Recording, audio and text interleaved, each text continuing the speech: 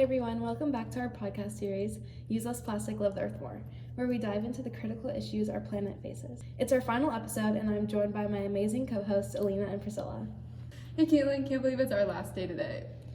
Time flies when you're diving into important topics like this. So let's get into it. We talked about the problem, now let's talk about solutions. Definitely. So what are some innovative solutions you've come across lately, Alina? Well, I've been reading about companies that are creating packaging made from biodegradable materials like mushroom-based packaging or even seaweed-based plastics. It's fascinating how nature-inspired solutions can help us tackle this issue. Absolutely. Nature has been solving problems for millions of years. So why not take some cues from it? I've been seeing a lot of initiatives focused on redesigning products to be more sustainable from the start, making them easier to recycle or reuse. That's such an important point, Priscilla. If we can design products with the end in mind, it makes the whole process so much more sustainable. Totally agree. And speaking of redesign, what about those refill stations popping up everywhere? I love the idea of being able to refill my household products instead of buying new plastic bottles every time. Yes, those are fantastic. It's all about making sustainable choices more accessible and convenient for everyone.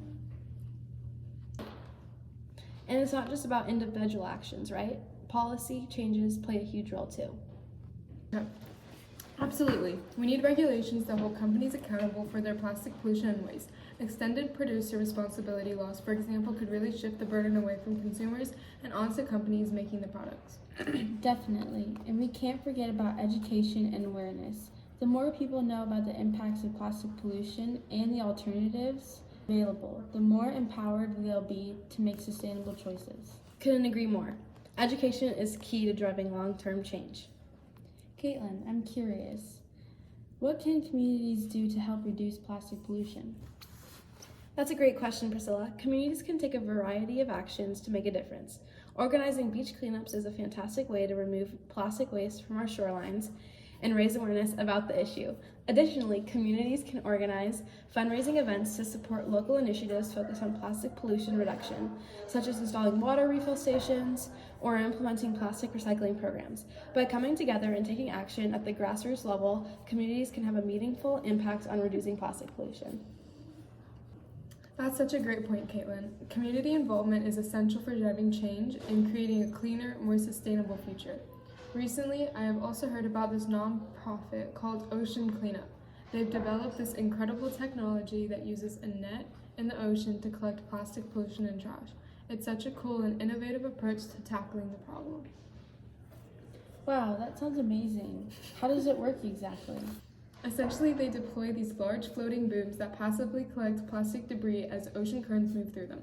Once the plastic is collected, it's then brought back to shore for recycling or proper disposal. Ready, set, go. That's incredible. It's inspiring to see organizations coming up with creative solutions like that. Definitely, and it got me thinking, Caitlin, how do you think donating to organizations like Ocean Cleanup could help reduce plastic pollution? That's a great question, Alina. Donating to organizations like Ocean Cleanup allows them to scale up their operations and deploy more of their innovative technology in different parts of the world. By supporting these initiatives financially, individuals and communities can directly contribute to the removal of plastic pollution from our oceans. Additionally, donations can fund research and development for new technologies and approaches to tackling plastic pollution, further advancing our efforts towards a cleaner environment. Ready? That makes a lot of sense. It's amazing how a small donation can make such a big impact. Absolutely, and it's empowering to know that we can all play a role in addressing plastic pollution, whether it's through donations, volunteering, or making sustainable choices in daily life. Absolutely, Lena. Every individual and community has a role to play in tackling plastic pollution, and we can all work together to reduce and eliminate as much plastic pollution as possible in the future. And thank you to our listeners for tuning in to Use Less Plastic, Love the Earth More. Bye! Bye!